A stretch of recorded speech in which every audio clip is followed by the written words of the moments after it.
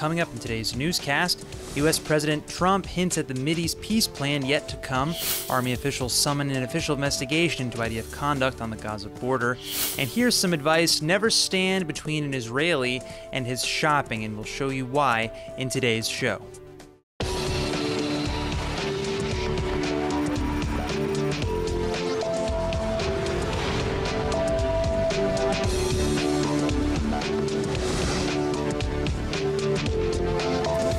President Donald Trump delivered some telling details yesterday regarding his yet unseen plan for Israeli-Palestinian peace. Noting the enormous move of recognizing Jerusalem as Israel's capital, Trump admitted that this would pay off big time for the Palestinians, saying that, quote, the Palestinians will get something very good because it's their turn next.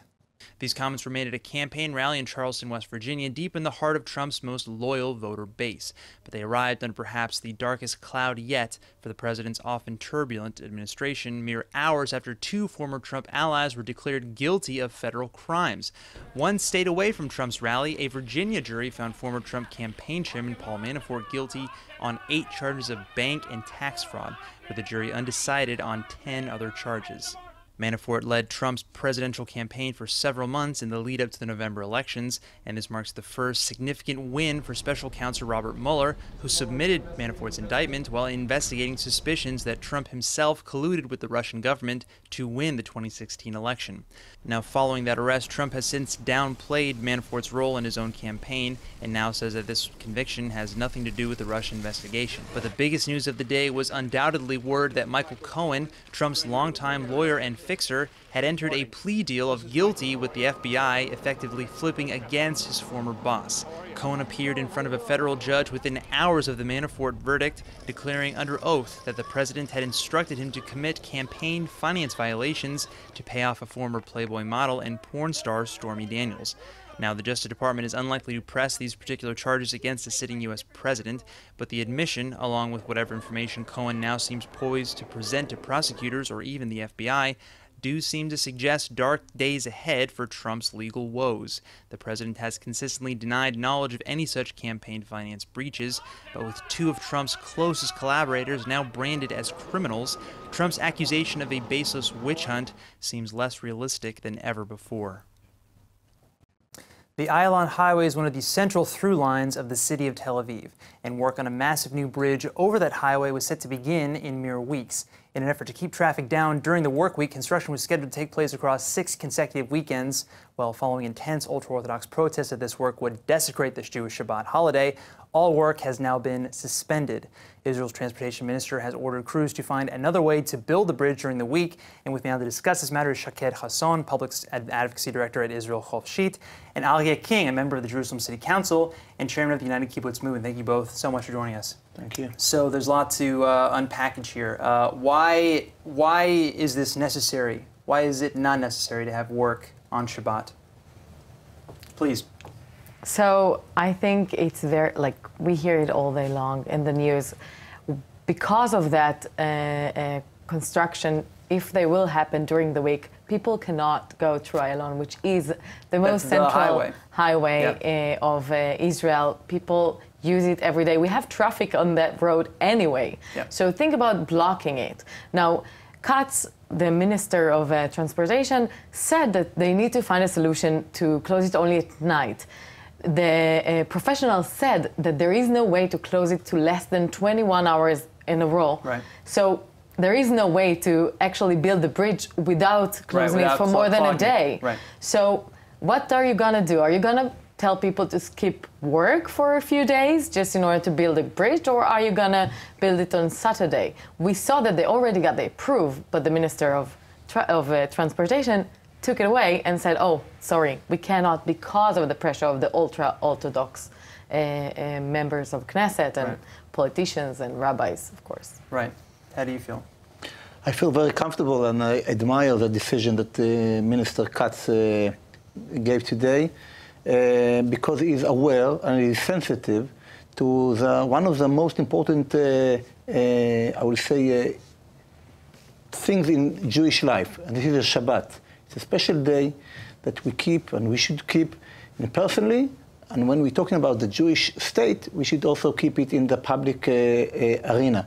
Now, I already heard a solution that I believe also that Mrs. Shaked will accept it. It's not so much, disturbing the life of people in Tel Aviv. If they will start working at Friday afternoon, and they will stop when Shabbat is entering, will stop the work and continue at Motzei Shabbat. So let's check. 21 hours, no people are working, not so many people are working during Shabbat, during the weekend, and therefore it's possible. It's just a match, and even if people are suffering here and there a bit, it's okay. It's Shabbat. We should pay some time for our special, I would say, days, and Shabbat is that day, and it's, again, people will not stop, will not avoid people from going to work because they're not working anyway. Well, I will point out that on Friday, that is when many people, either in Tel Aviv or outside Tel Aviv, leave or enter the city en masse. That's actually one of the biggest traffic days, Friday, to people go see their families outside. According to the record of the Administration of Transportation, it's not at all. Road is not at all. You cannot compare it to Friday to Monday or Sunday, any day, other day in the week. It's not empty, but it's not so busy.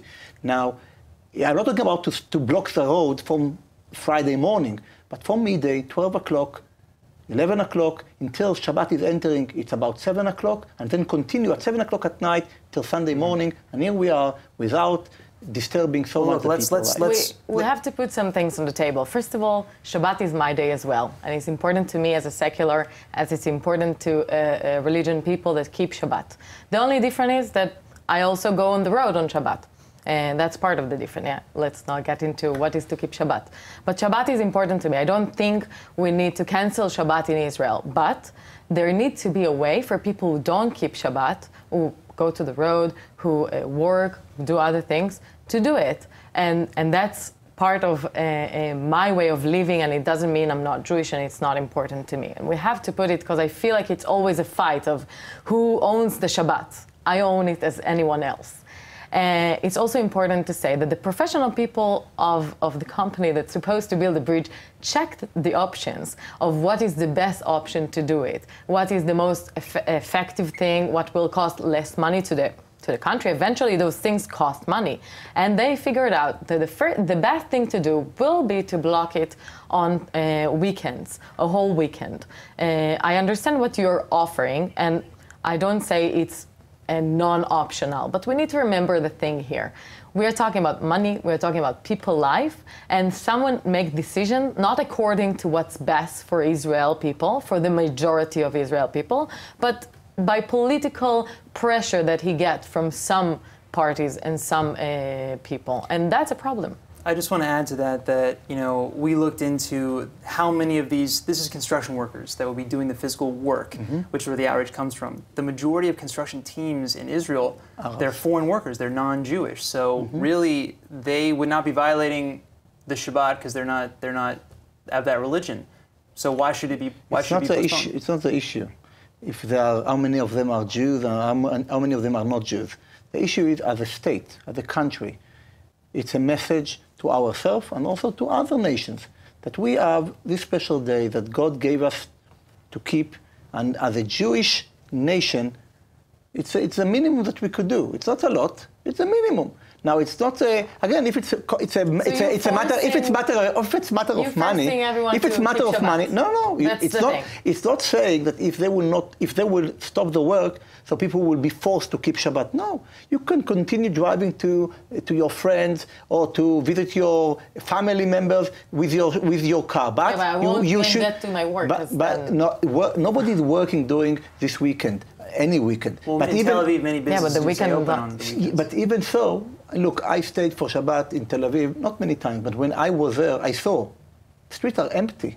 Not empty compared to during the week, so it's empty. Also Ayalon. So you will be able to continue getting to every place. That's why the suggestion is to block the highway on the weekend, because the streets are and this is why still the offer is to block it, but to stop work when Shabbat is entering. And if it's a matter of money, it's money. As you said, it's more time, it's meaning more money. It's okay, it's a government decision. It's exactly like the government gave a decision about other things, like the army. When you serve in the army in Israel, you know many things you are not doing Shabbat. Why? Because it's Shabbat. And the same is should be here and should be everywhere, because still this is something, it's a value that we got from God as a nation that was given this special day, this holiday. And if we are living in a Jewish state like we are in Israel, so there's no any problem of keeping this value, this day of Shabbat. Shaked, your last comments, because we have to wrap it up, guys. I just want to add that it's all combined to what happened today also with the train. We don't have trains on Saturday, and there is also not working on the trains during Saturday, which caused a lot of problem with the train. So now we're not only blocking the train for people to move from place to place, we're also blocking the roads for them. And it's not a matter, it's not a situation for Tel Avivians only, it's a situation of the country, and it's something that we have to make sure that we don't give politicians to only work and make decisions through the political pressure they get, but through what is good for the people. Right. Well, as of now, construction is frozen. They've asked the crews to find a new way to build that bridge, and right now there is no plan yet, so we'll just have to wait and see. Thank you both so much for joining me. Thank you. Thank you very much. Well, in a surprise move, Army officials have opened investigations into the deaths of 2 Palestinian teenagers killed by IDF bullets on the Gaza border. In both incidents, the Army initially said that the troops had obeyed the rules of engagement when they opened fire on grounds that the Palestinians were attempting to overrun Israel's border. But after footage surfaced that seemed to show one of the victims actually running away from the border when he was shot, a full Army investigation is now underway. These are the first IDF probes of any alleged misconduct in these ongoing Gaza border clashes. The Palestinian death rate, which exceeds 160 by now, has been the source of fierce international debate. Israel maintains that it acted with proper restraint, but did respond when necessary to protect its own borders. Indeed, video footage from these clashes is riddled with attempts by rioters to overrun or destroy the border fence. An IDF soldier was even killed by Palestinian sniper fire some months ago, and among the dead are dozens of confirmed Hamas operatives. At the same time, however, international outrage has soared given the fact that several Palestinian teenagers, journalists, and medics are also among the dead and injured in these clashes. Others have questioned the Army's use of lethal force as opposed to rubber bullets for typical riot control. In the case of these 2 incidents, 18-year-old Abdel Fattah Abdel Nabi was killed on March 30th while apparently running away from the security fence carrying a rubber tire. Similarly, 15-year-old Othman Heles, who was killed on July 13th, was apparently beginning to climb the border fence at the time of his shooting. The IDF's official statement says that the dual investigations into these deaths will now be opened, quote, in light of the suspicion that the shootings were not in accordance with the rules of engagement. So Israel is a very diverse country made up of immigrants from literally every corner of the earth. And one great thing about that is that each of them brings a little bit of their hometown culture along with them, including language, dance, music, and of course, best of all, the food. Well, a group of IDF soldiers has just been introduced to a very special infusion drink that comes from South America, and let's just say that the results were interesting. ILTV special correspondent on Latin American affairs, Joy Gavijon, is here to tell us more. Tell us all about whatever this is, Joy. Okay, thanks, Brett. So, first of all, this thing is called mate. Okay. Like made in English, that's how you spell mate. it. Mate, exactly. Okay. And it's an infusion, something similar to tea, you could say. And it's very interesting because you don't drink it as tea. You drink it in a very different way. Yeah, it already looks very unlike. You see that I have one human. right now here. Yeah. But before we try it and before I explain to you, what do you think if we see the reactions of the IDF Yeah, soldiers? let's see it. Let's check it out. Let's check it out.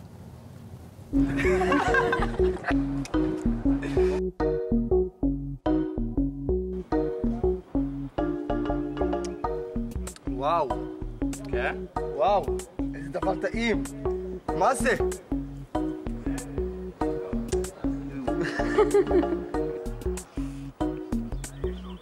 מגעיל. די מגעיל. מה זה? מטה. מה זה הדבר הזה? יו, קם. מטה. מאיפה אני יכול לקנות את זה? בדרום אמריקה. אני אבוא לשם. Are you worried? I'm never worried. Okay, good. So what's in it? Tell me how you make this. What it like? Okay, I'm gonna tell you what's in it. So inside there's sherba, mate, that it's like Of course. Dry leaves. Okay, like tea again. Yeah, Okay. that comes in a package like this. Okay. And I like the gourd. I like the gourd so much. exactly, yeah. So the special thing about this is that you drink it with a metal straw. It's a special metal straw for this. Oh, it's a straw. You have the cup that it's made usually from a fruit, like a whole fruit, something similar to pumpkin, like a small pumpkin. This is yeah, wow, inside. You need a thermos with water. Right. And some put sugar to it. Let's just put a little. No, first we'll try without sugar. Let's try it raw. You prefer to, I want it raw. Okay. You want it raw? I want it raw. Raw. Could be bitter. I want it bitter. I hope you like it though, because I brought it all the way from Argentina. So for me? Just for you. Well, it would be rude if you don't like it. It would be very rude. So meanwhile, let me tell you that this is very common in South America in general, like Chile, Paraguay, Uruguay, Bolivia, the south it's a of Brazil. Like social thing, yeah, right? It's a social thing that you share with friends, with family. And one interesting fact is that it's very common, Israelis don't know much about it, they're not familiar with it, but it's very common in the Middle East, and it's very common especially in Syria and Lebanon. Oh, wow. Yeah, and Syria is the largest importer of yerba mate in the world. What do you say? I think it's game time. Okay, all right. Let's try it. So I'm gonna pour some. Yeah, it's just like tea. This is not scary. It's just like tea, yeah. This isn't scary. Difference, the way you drink it, you share it. Uh-huh. I gotta say that you share the same straw with everyone. All right, I got no secrets here. So I just drink it with this straw. You just drink it with the straw. I'm dying to see your reaction. Don't be shy. I hate this. What? I absolutely hate this. No, you can't say that. It's like We're on camera, Brett. Yeah, this needs sugar. Yeah, that definitely This needs to be put in ice cream. It's very look. The second sip was better than the first. I'm gonna say. You know, it's an acquired taste. The third was right back down to bad, though. Yeah. What can I say? I could see it becoming an acquired taste. It's filled with caffeine, though. I like that about it. Yeah, it gives you a lot of energy. It keeps but now you have awake. to drink it because I drank it and you take sugar. I usually drink it, so. Okay. Yeah. Well, we learned something new. We're all about mixing cultures. That's what Israel's all about. Thanks for sharing this with us. Thank you. Of course. Cheers. Cheers. Yeah. Well, the Israeli firm NRGEN is behind all kinds of medical breakthroughs. Their technology has mapped the DNA of all kinds of human plant and animal genomes, paving the way for a new generation of healthier living. Well, now NRGEN is taking on one plant that has potential for a lot of green, cannabis, and with the intent here being to engineer all kinds of new strains of marijuana. Now, for this effort, NRGEN has partnered with the Swiss-based firm Pure Cannabis Research AG. Israeli scientists will use their cutting-edge algorithms to quickly and precisely map the genome of the cannabis plant, and that info will then be passed to Pure Cannabis, which will then be developed into new strains of the plant, custom-made for various therapeutic and medical needs. Israel is perhaps the world leader in pioneering treatments from cannabis for a number of diseases, including MS, Alzheimer's, and Parkinson's, to name just a few. A genetic map of the once taboo plants will provide researchers with all kinds of tools to hopefully expand that kind of research. And given Israel's leading role in these studies, there's a bit of bitter irony to the fact that NRGEN has to go overseas to continue this research. While the Israeli government has mostly green-lighted the medical study of the plant in the country, the state's blockade of cannabis exports reduces a potentially billion-dollar industry to mere hopes and dreams. In this case, by partnering with a Swiss company abroad, new legally made and usable cannabis strains can be bought and sold in the free market abroad, and from there, sky's the limit as far as the potential for medical advancement. NRGEN's already mapped the genomes of buckwheat, soybeans, animal livestock, and they've found the mutation behind colon cancer in humans. Next up, cannabis. So now I'm going to introduce you to a woman with one simple mission. She's trying to get U2 singer and global humanitarian Bono to come to Israel on November 11th at 11:11 a.m. to sing the song One in Jerusalem. But no, it's not just for the novelty of it all. This mission comes with a very meaningful purpose, and here to explain that purpose is Sigal Gishuli, the founder of It's 11:11. Sigal, thank you for joining us. Thank you. So what is, other than having Bono come and play, which would be really cool, what is the goal of this? What's behind this? It's a simple method of 1 minute of silence using our It's 11:11 cellular app that you can join in good energy and focus on a wish or gratitude that you have to make all of us understand we're all connected as human beings. And it has to be from Jerusalem because, to my understanding, it's the center of the spirit of the new world. And it's a place with good energy. And 11:11 symbols good energy in time. not just a physical place. So we call all the people that are watching us, and even more on media, to take 1 minute and take them inviting Bono, saying, Bono, Bo. Yeah, which means Bono, come here, come here, and do hashtag Bono 4 times 1, and send it and do hashtag on Instagram, so we can reach 1 million people and even more to come to get Bono to come to Israel. Sure, and Bono's the perfect guy to come to do this because, of course, he's the founder of one organization which does all kinds of amazing work all over the world. Yeah, and it's actually its own idea. He said the power of the people is greater than the people in power. So we are about to prove him right. And we're going to show him that when a whole country and Jews around the world and people that believe in the energy of Jerusalem and 11/11 believers, people from Kabbalah and all around that believe that we as people need to unite and be a force for good, we can bring even a huge celeb like Bono to Israel and celebrate that the humankind new era of consciousness. Sure, and hopefully we'll be seeing Bono here in November on the 11th at 11:11 a.m. See you at 11:11. See you at 11:11. Sigal, thank you. Thank you. Of course. A word of caution, folks. Never, ever get in the way of an Israeli when they are shopping. Trust me, it can get messy. Case in point, Polish chain Reserve just opened up a new clothing store last week in Ramat Gan, and opening day was intense, to say the least. And ILTV's Emmanuel Kadosh is here with the shopping scoop. Nice. Emmanuel, what happened there? What happened? Thanks, Rhett. Yes, the Polish answer to all those fashion chains like Zara and H&M has just made its way to the Holy Land. The clothing chain, like you said, Reserved, opened its doors to a crowd of hundreds of overly excited Israelis who waited for hours at the Ayalon Mall in the city of Ramat Gan. Just last week it opened. Yeah, okay, so that brings us to what we're seeing now, which is this video. Someone shot a video at that opening, which immediately went viral. You can see hundreds of people clogging the lines and just freaking out and literally charging like bulls when the doors open. So I gotta ask, are the clothes at Reserved, like, they're that amazing? Like, they'll make you just look like James Bond if you wear them? They don't, promote the James Bond aspect, but if we're talking honestly between me and you, I'm sure that,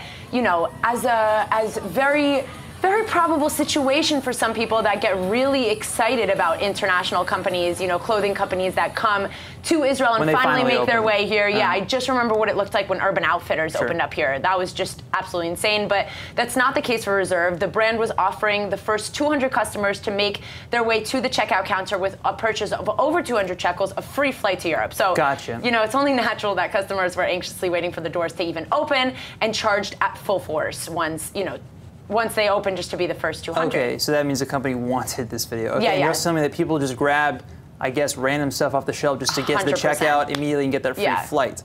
Okay, so in a way, that kind of brings the idea of shopping to kind of a whole nother level in Israel. I mean, I think I would have been a little bit lost in that standpoint. You would be lost 100%. Trust me, you wouldn't have lasted a second in that store. It got very, very bad within just, the first few minutes of the store, even opening. The clothes on the stands were completely empty, and people were even taking home some of the decorations that were hung for the occasion. So insane that, that even the workers were forced to close down the counters. But the clothing chain actually has 468 branches worldwide, so it is pretty well known worldwide, and they even did a campaign with American supermodel Cindy Crawford, which I just saw and fell in love with. Gotcha. Well, I'm certainly happy for whoever snagged those free tickets. Let's hope they, maybe bought something that they actually wanted and all that frenzy. Or fit them, Yeah, either way. Thanks for the story, Manuel. Thank you.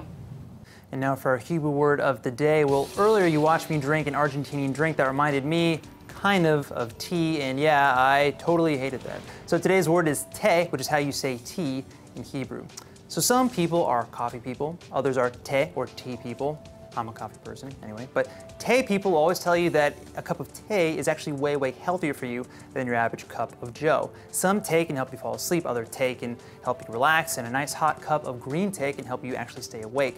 Now te is also a lot better for your teeth, but taste, come on, te, it ain't no coffee, guys. All right, let's go ahead and take a look at the weather forecast. Tonight should be partly cloudy but warm with a high of 88 or 31 degrees Celsius and a low of 77 or 25 degrees Celsius. And it's looking like more of the same tomorrow with partly skies and a little change in temperature, another high of 88 or 31 degrees Celsius and a low of 77 or 25 degrees Celsius. All right, that's it for today's news. Today's exchange rate is 3.64 shekels to the American dollar. Remember to sign up for our daily newsletter at ILTV.tv, and don't forget to follow us on Facebook at Israel English News and on Twitter at ILTV News. I'm Brennan Smith. Thanks for watching.